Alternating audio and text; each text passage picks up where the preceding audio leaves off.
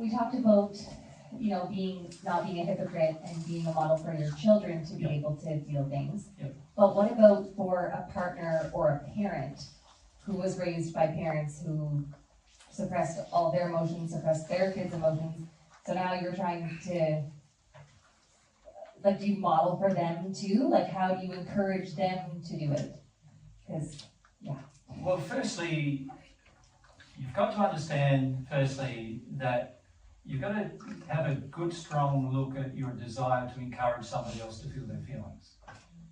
Oftentimes, that desire to encourage them, as we call it, is actually selfish. You want something from it, you know, some level of safety or security about you doing it, or you want some other things from it, like you want some personal things from it. So the very first thing you got to do is look at what's your motive.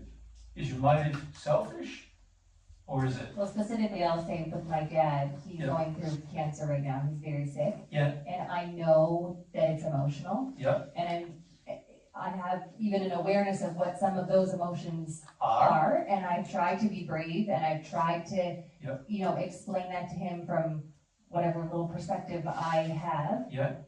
Does he want to hear? Kind of. He was more actually open than I thought he would be. He was less aggressive than I thought he would be. Yep. But my only motivation is that he can help feel himself. No, it's not. Your emotion is right now. That's your motive. What's your real motive? I feel like I can't hear him. No, that's not. What is your real motive? You can feel it. I can feel it from you. You can feel it. I don't know. You're afraid of him dying, right? Yeah. Yeah, that's your motive. It's selfish. Sorry to say. Yeah. So that's going to make it a lot harder to help somebody. You're worried about him dying because of what he means to you and what he's done for you. And in fact, part of his cancer is because of what he's done for you, actually. A lot of people with cancer do things out of guilt on their part and to get things from their children or from other people. And as a result, the children or the other people continue to expect those things from that person. And the person, of course, is unwilling to give it up because of what they themselves want out of it. So, yeah, cancer has a dynamic where it's not just the person with cancer that's participant in the sin, but also every person around them participates in their sin. Now, just because Jesus said it's selfish doesn't mean you should stop feeling it. No. Because actually you need to feel it. You need to go through this grief. Yeah. And not project it on your dad. Yes. You see, if you project it on your dad, if he does pass, he's going to find his life in the spirit world really difficult initially because he's going to always be coming back to you. Always be, you know, he won't learn why he had the cancer. He'll just keep coming back to you and acting in the same emotion that caused his cancer in the first place. So it's not going to be good for him if you're projecting this grief onto him. And if your motive for talking to him about it is to stop him from dying, right, then the reality is the person with cancer wants to die. They're prepared to die in order to avoid an emotion inside of themselves. And they are willing to die rather than feel, actually. So when you project at him, don't die, don't die, don't die, he's going, like, he would rather die than feel something, and you're projecting him the very feelings he wants from you so that he doesn't have to feel some things. So actually, it can cause the person with cancer to last longer on earth with their cancer and then pass in even more pain than they would have otherwise. So how does that person, like you're saying, he'd rather die than feel those emotions, which I think is totally accurate. Yeah. But how does he feel those emotions if no one's Well, he doesn't want him? to. But how does he get to a point of wanting to? Well, he's going to have to work through that himself. There's nothing you can do to help him to get to a point where he wants to. That's his problem, is he wants you to do that. Yeah, the best thing that you can do to help with that process is to not meet your addictions with him. Or his addictions with you. Or his addictions with you. Yeah. Because there's addictive processes that he's engaged for a lot of his life to avoid feeling. Yep. And now that's getting harder and harder, and now he'd prefer to die than feel them. Yep. And the difficulty difficulty with cancer is that often cancer creates all these big fears and worries and pain and suffering for the person, but fears and worries and grief in the people around them, and it causes the people Which who the person who has cancer likes. Yeah, that it helps to meet the very addictions that were waning, if you like, in their life, and so you get drawn back into meeting the addictions, which actually worsens the person's condition. And they last longer on earth as a result, in more pain and suffering when they pass. But didn't you say before that it's the loving thing to do to point out the sin in someone else? Only if they want to hear it. See, in an environment here where I'm here, this is my space. You're in my space. I hide this hall. This is my space. I'm responsible for this space. When you visit your father's home, he's responsible for his space, not you. And unless he's inviting you to engage in the process of understanding, then really to share with him would be really against his will. See, I'm assuming you coming into my space, I've made it very clear to all of you that we're going to talk about a certain set of things, right? And you're coming into my space, this is what we're talking about. And you can leave or stay, that's your choice, right? You can stay under the guidelines of my rules, right? Which are, you need to be kind, considerate, ask questions freely like a child would, not project at me, and so forth. That's my rules. And if you don't abide by my rules, then you can leave. Right? But when it comes to you going into somebody else's space, so if my father was staying with me and expected me to look after him, now I'm talking with him. But if my father is by himself or in a hospice or some other place and he's not being cared for by me and he's not forcing himself upon my space, then I have no right really to talk to him. I can raise the issue just kindly, but anything further than that, I'm breaking his will.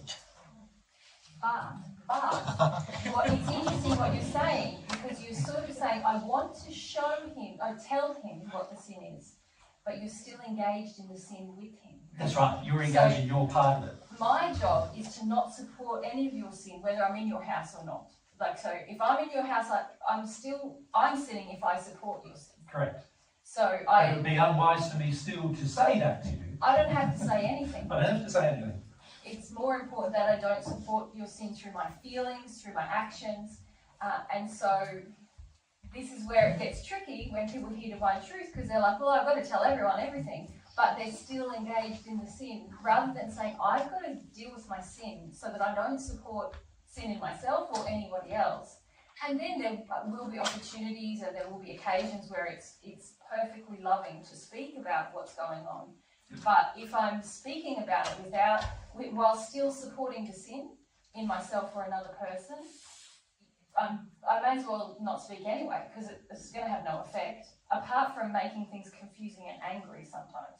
So what is the sin that I'm supporting? No, just hang a sec. Before you continue, you also don't understand that when you're in an environment where there's a person in front of you and are in distress of some kind, but it's caused by their own addictions and desires, and obviously if I speak the truth to them, I've got to be very careful that I'm not motivated by lies in myself.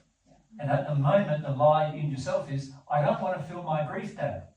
I don't want you to die. So if you were being truthful with your dad, you would have to say, Dad, I don't want you to die. You know, that's the truth. And you really couldn't go much further than that. And you said, Dad, I think I know the reason why you're dying. Do you want to do something about it? Right? That's about as far as you could go. Make sense? Now, what was your question? Well, I guess you just answered it. I said, what is the sin that I'm engaging in? That's right. Well, it's that, and also the codependence between you and your dad. Yeah, which is actually breaking your soulmate bond, actually, too. You understand what I mean by that? Sure do. You have a stronger relationship with your father than with any other man, right? My husband would agree with that. Yeah. It's not good, is it? No. So basically that's what I would call an emotionally incestuous relationship with your father. Yep. And those kind of relationships are very damaging and cause disease, actually, frequently. And they're very damaging in your relationship with a partner too, because your partner's always going to feel like he's second man. And the issue is, with the soulmate bond or even partnership, unless this person is the most important person in my life, I shouldn't be with them, right? You know, and many of us don't realise how attached we are to our mums and dads until they die. And then we have huge grief that comes up at their death. And often that grief is much higher than the grief of the death of a partner. Yeah. And that's all indicative of there being a codependent addiction with the opposite gender parent. And it's frequent that boys have this with their mothers and girls with their fathers. So how do you even start to break that?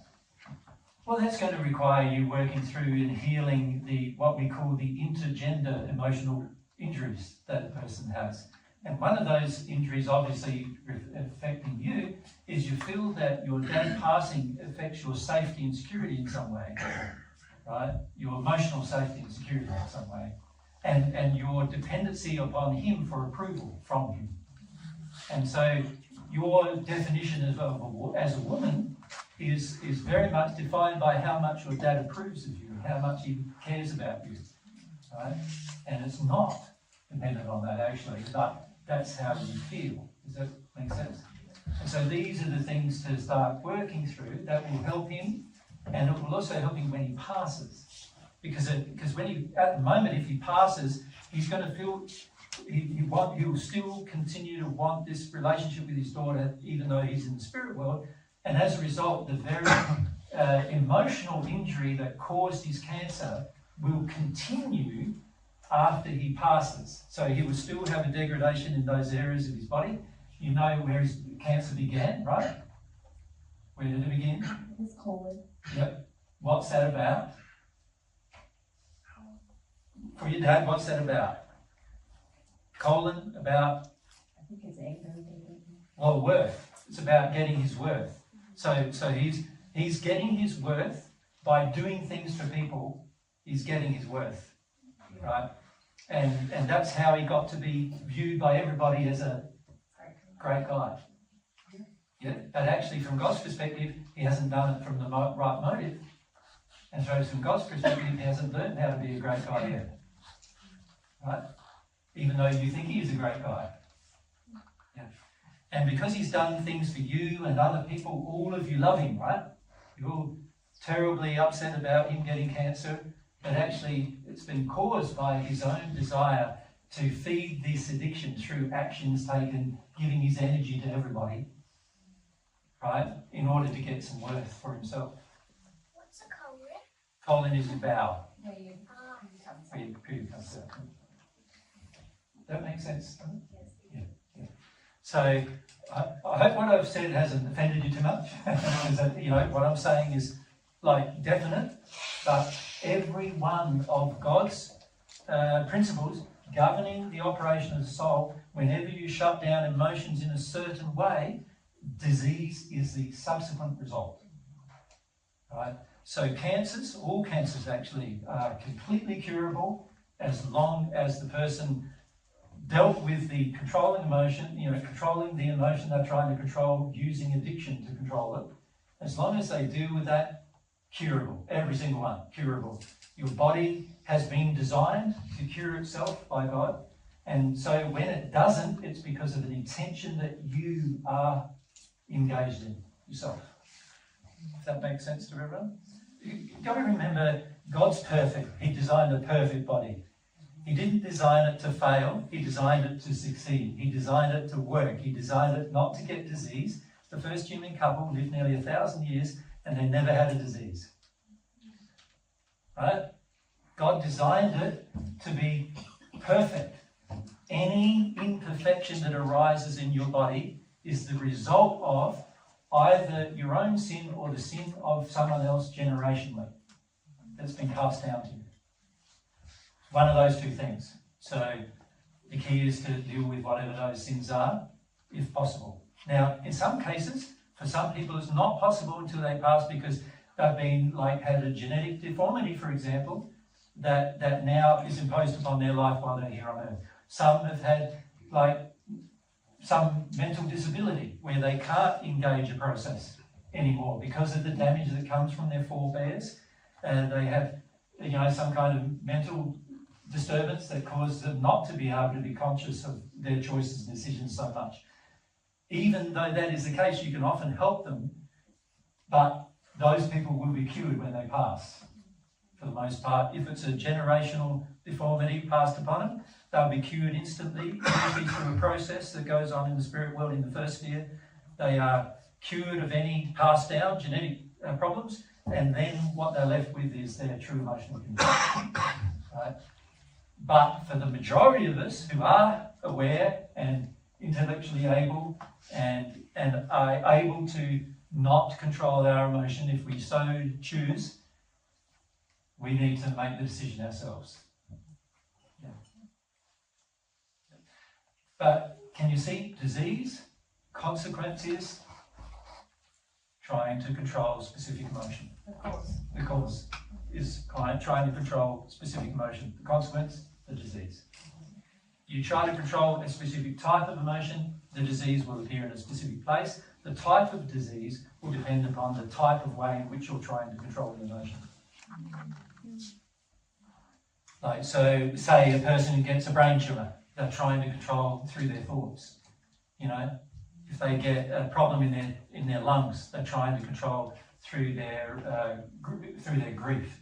If they get a problem in their heart, they're trying to control probably grief through, you know, with regard to love, the romantic love usually, or sometimes love of a parent, but most time romantic love. If they have a problem in their kidneys or their liver, it's going to be usually some kind of spirit-based attachment based upon history about what the person's trying to avoid with anger or rage. And every one of them is traceable. And every one of them, if a person has exactly the same problem, it's exactly the same cause. So this is the beauty of law, is that this is what happens when it's broken. You get exactly the same effect. Yeah? So this is very important to understand. Yeah.